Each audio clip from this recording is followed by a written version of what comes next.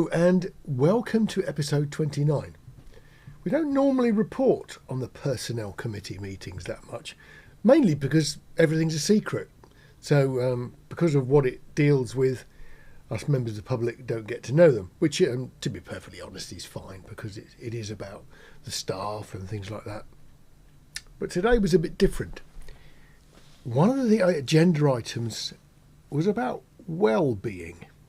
Now, of course, well-being is something that's like a hot topic, but realistically what they were talking about were the fact that the staff have lots of systems applied to them, and the councillors do too. So training, appraisal, and of course monitoring their well-being. Well, that one appears to be going to cause a bit of trouble, I think. Watch this. I don't usually edit the council stuff, I let it run, but this goes on for ages. So what I've done is cut out some of the padding, which went on for ages, and left it at the important bits, because I don't want this video to be too long. If you want to see the whole thing, it's on YouTube, you can see it for yourself and you'll see. I've not done any weird editing, I've just chopped out the padding. Here we go. 61. To consider how the Personnel Committee is implementing and addressing the councillor mental health and wellbeing policy. Wendy. I think there are indicators of when things are that need addressing, one of them being the attendance of councillors at meetings, another one being participation, how free do councillors feel to contribute to discussion and debate. You can look at those sorts of things. But we need a system whereby, which isn't just observation, councillors maybe can feed into I have an idea, and I think that what we should have is some kind of questionnaire that councillors will fill in confidentially, and it has to be in a way so that the person who is looking at it is either not from the council. We're on to questionnaires again, I don't really see what's the problem with just sitting across the table from someone and having a chat. The person you're going to talk to is going to keep it confidential. That's their job. Unfortunately, it went on a little bit and sort of got a bit tangled up.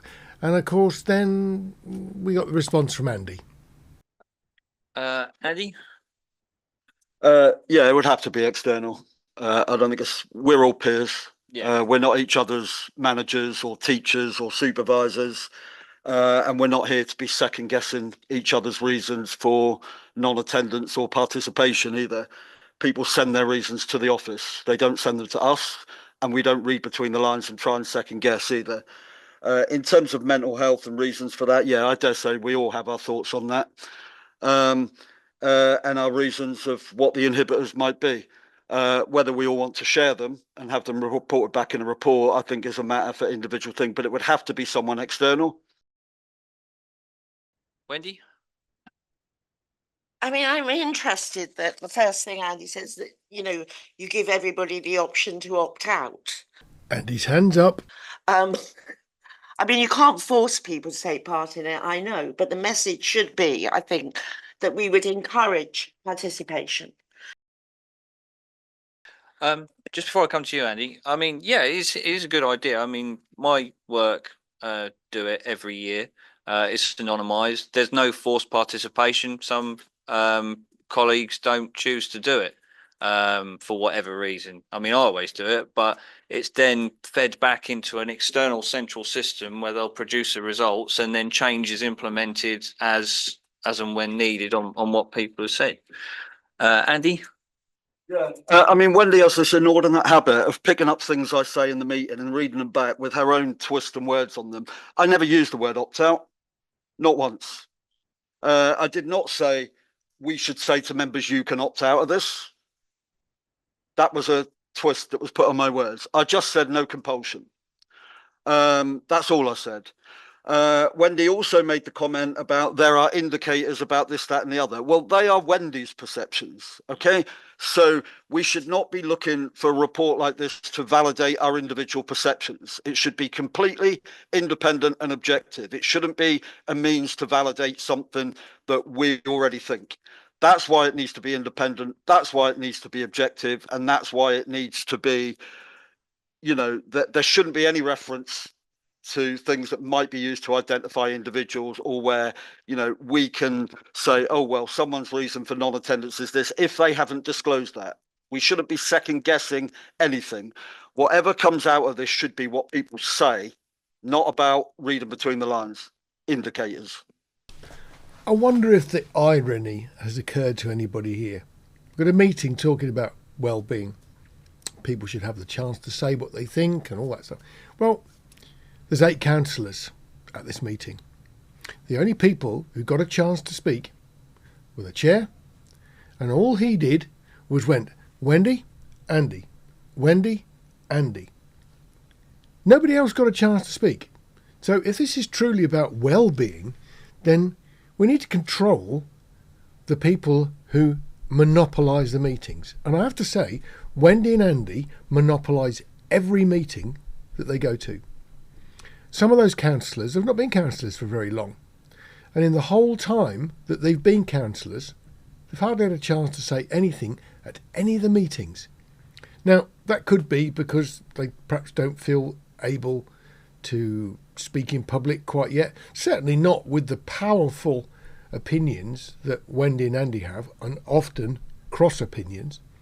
So they go to a meeting, it starts doing the pinky and perky thing, nobody gets a chance to go in, and Wendy did sort of paraphrase what Andy said, but I don't think she did it badly.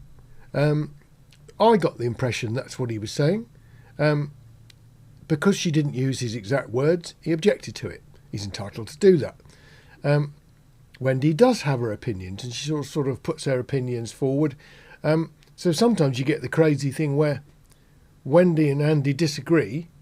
She puts the proposal and he seconds it, or he puts the proposal and she seconds it. But all they want to do is score points off each other. And there is the perception that at that meeting with 8 councillors, only 2 had opinions. Although the chair did chuck his one in, which was nice. It's difficult for the chair to actually seem to have an opinion in meetings like this. But it is weird. So, if your well-being is a bit fragile, going to a meeting where nobody encourages you to say what you think. I mean, would it actually hurt in any of these meetings for the chair to go round the room? Certainly I go to a lot of meetings where that's happened, and they'll say, what do you think? And so everybody gets a chance to contribute. In these meetings, that's not the case at all. Nobody gets a chance to contribute because a 30-second comment is meant to last 5 minutes and goes over the same ground over and over and over again. And then the next person is one of our 2 favourites who says exactly the same things. So it's a race. It even happens, if you think about it, at the start of every meeting, and if you go back and watch them, somebody reads out the bit about the minutes. One person puts their hand up and says, propose their true and accurate record. Why does it have to be the same person who does the same thing in every meeting? If you're not the chair of the meeting, why do you sort of have to try and monopolise it? And that happens over and over again.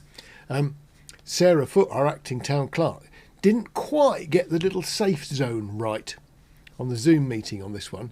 And she was sort of 60% visible and 40% in the safe zone, the ignore zone that Zoom's got.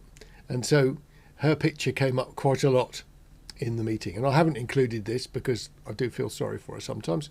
But trying to keep that impassive, don't look surprised by what's just been said face must really stretch her a bit, I think. Because sometimes they just go on and on and on. And standing orders often set a length to a meeting.